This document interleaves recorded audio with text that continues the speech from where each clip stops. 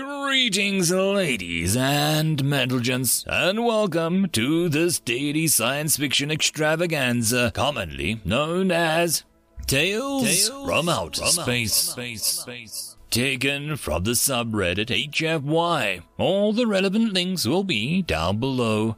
And, as always, I hope that you enjoy. And if you do, please consider supporting the channel. On to the science fiction. Story number 1. Bands from the Beyond, written by 3 ducks in a bandsuit. Empty stares at a blank page. The blinking cursor on the Word document taunting her lack of inspiration, her empty imagination. Ella scraped her desperate mind for ideas, but words profoundly failed her. Every coherent thought had left her head last week, and it was getting harder and harder to think of what to put down on paper for each monthly chapter. She had written herself into a corner and had nowhere to go. Perhaps, she gritted her teeth, perhaps it was time to call it. She had been hemorrhaging viewers, and the renewal of the URL that she had held for almost 2 years would be ending soon.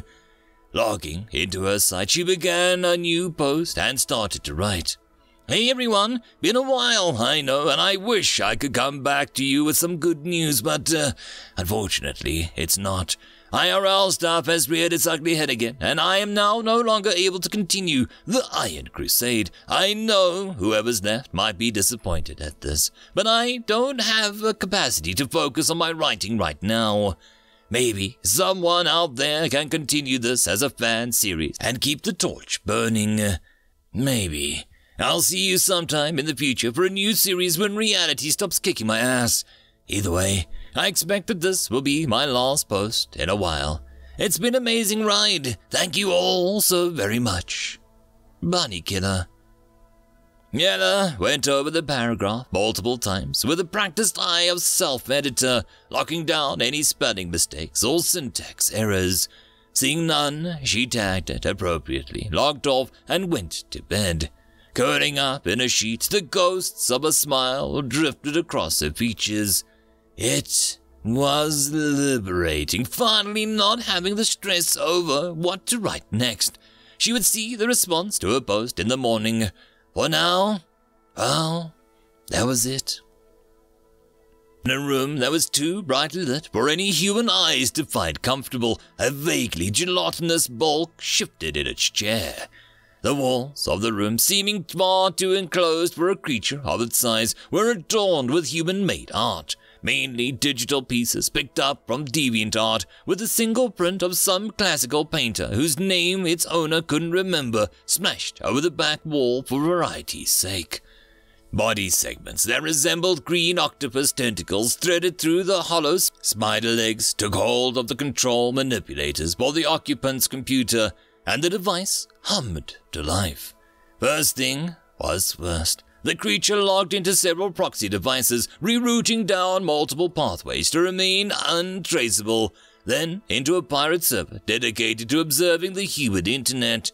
Quivering with excitement, the jetty creature input an address into the search bar, allowing itself a brief surge of pride for having memorized the foreign language. There was a new post. A squawk of delight that didn't seem realistically possible emitted from the creature who was captured by the soundproof trappings of the room that it lived in. But it was too short. Bunny Killer's chapters to the Iron Crusade were usually between 2,000 and 3,000 words. This barely qualified as a paragraph. Mood plummeting, the creature activated its translation device and read the paragraph. No! Why was she stopping? It was just getting good. They hadn't found out the main character was going to reveal his identity to his childhood friend yet, or if they would end up together with her, or the femme fatale that he met in Europa during the raid on the space pirate base. She couldn't end it here. Moving with a practiced speed, the creature moved over its own networks, going to a saved location where the like-minded had set up a fan site. The moderators had collected that many posts of the series cancellations into one super post, giving everyone a single place to vent. The comments were about as expected. How can she just cancel like that? There was so much left to resolve. She mentioned IRL in real life stuff. Maybe she just didn't have the time. She also mentioned another fan picking it up. I know it just wouldn't be the same without Bunny Killer. But maybe. Don't get your hopes up. Remember the numbers. There aren't many humans to begin with, and they don't all speak the same language, and they aren't all writers, and those that are would rather focus on their own projects. It's so frustrating. Hurry up and discover the FTL, humanity. The creature scrolled through the numbers, enthusiastic agreements, and a last comment. It was a widely shared sentiment. Galactic law forbid open communication with pre-lightspeed civilization. But as soon as the humans discovered it, their world and all the vaunted media it produced would no longer be viewable only through those willing to pirate it. It's a pity she doesn't really know how popular she is, or all humans are for that matter. The creature flicked its eye stalk up to the top of the screen where the subscriber count of the forum was. It sat at just over 5 million. That was only for the many species that chose to actively participate in the fandom.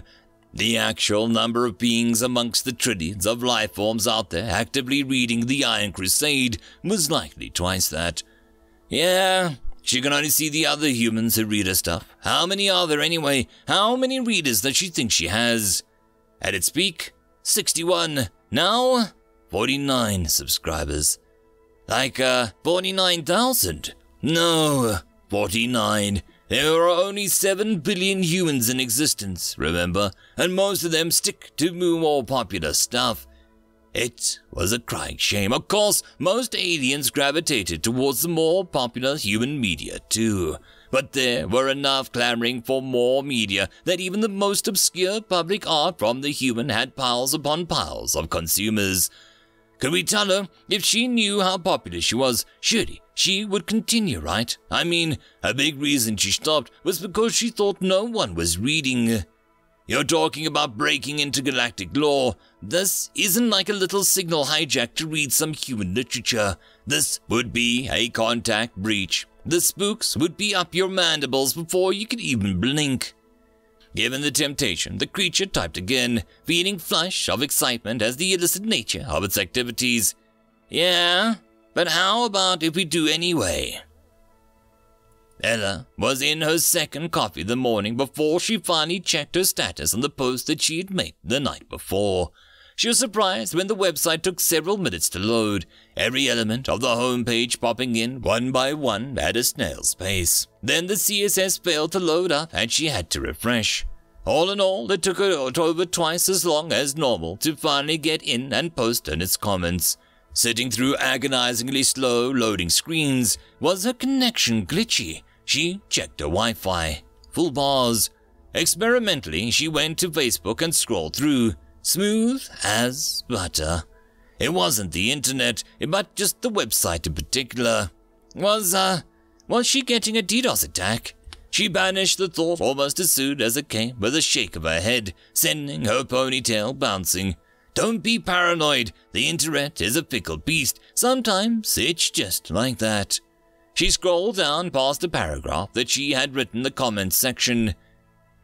First comment, unreadable. Second comment, unreadable. Third comment, unreadable. What? Page after page of gibberish, meaningless symbols mixed in with disconnected characters, as if Cthulhu had invaded her web page. She was almost at the bottom on the first page before she saw her first actual English comment. Aw, that's unfortunate, but you have to look after yourself. We're gonna miss you too, Bunny. She recognized the username as a regular commenter, one of those who had stuck with her since almost the beginning. But the rest of it, what the hell was all of this? What the hell was this? Was it a DDoS attack after all? The comments were still coming. Scrolling down gave her a record of bizarre text as it had unfolded while she was asleep, interspersed with the occasional normal comment, most of which were now remarking on the invasion of the comment section that was going on. something caught her eye. Unreadable. Was that a word? She scrolled down. Testing. What kind of weird prank was going on here? Who had the time to do something like this? Contact established. Hello, Bunny. The string of username and these comments were all different, mostly numeric and random, like they had all been produced by a bot. What was happening? Please continue your series. We want to keep reading. Well, it was sweet. One last sign of appreciation. After a post like hers, you didn't usually get people demanding you to keep going. Normally, people were pretty understanding, and even from the most bitter individuals would simply spout complaints, not demands that she continue. You have more fans than you realize. We don't appear on the view count, but we love you. The comment cut off. She had reached the end of the string of comments. All up, there were over 10 pages worth. After that were a handful of normal comments, the type that she had expected. People talking about what the hell was going on with the garbled nonsense, and people lamenting that she was stopping the series, but generally stating that they were grateful that she had written what she had. Then, with a blink, the entire comment section disappeared. For a few seconds, Eddie sat at a computer desk, fingers loosely on the rest of the keyboard as if she was about to start typing, trying to process what had happened. Then the comments reappeared, but all the garbled ones were gone. Only a series of normal comments, like the type that she had been expecting. What the hell was that? Investigator Process sipped on his Synergy beverage with one hand, scratching his head with another, and typed out an authorization command with his remaining two. Galactic Customs Police would be dispatched to several addresses where the intrusions had come from. Meanwhile, he had cleared the segment of the human website from all alien writings and re-established it. It was a painful breach, but fortunately there was nothing to suggest to the human in question that it was anything more than a weird prank of her colleagues. They should be in the clear. His boss was probably still going to give him an earful anyway. With a groan, he put two hands behind his head and sent some gesture commands to the sound system within the little tech center. From hidden speakers, some Katy Perry began blasting, the door locking automatically. If anyone knocked or tried to enter, the music would stop immediately. It would be extremely suspicious for a customs agent to have a database of human music after all. Good grief, what a farce! He was usually more onto it than this, but the hackers had come in from several angles at once, and it had taken a moment for him to shut them all down. Out of curiosity, he checked what they were trying to accomplish. Looks like a human author who was considered relatively minor on our own world had given up on an ongoing story that they were following, unbeknownst to her, leaving millions of fans out of luck. Wistfully, he imagined what it was going to be like once Earth joined them in the wider universe. Humanity would find no problem at all economically. They would hold a total cultural monopoly. No one made art like humans. Even the most amateurish scribblings of a high school writer or a bored office worker doodling on his desk fetched high prices on the black market already. Once it was legal, all bets were off. He leaned back from his monitoring station, where the multiple other attempts to break into human media outlets were being actively recorded and traced. It was only a matter of time. End of story. Story number 2. Mind of Many, written by Operation Technician. When the scientists finally decoded the mental patterns of the specimen, they failed to understand what they saw. Before them was a being that was biologically no older than 20 years old. Everything they knew about the species proved so. The specimen, however, was flooded with many lifetimes' worth of memories. The scientists witnessed space battles across the galaxy and beyond. They saw endless wars and conflicts. In each one, the specimen was, if not in charge, then in the middle of one of the most important events. They witnessed through the eyes of the being more wars than there were in recorded history books. The being was a tactical genius, adapting to every new battle and war faster than was possible. Often, the next battle in the human's memory was of different ships and troops, and the scientists thought that even the physics of the world changed now and then.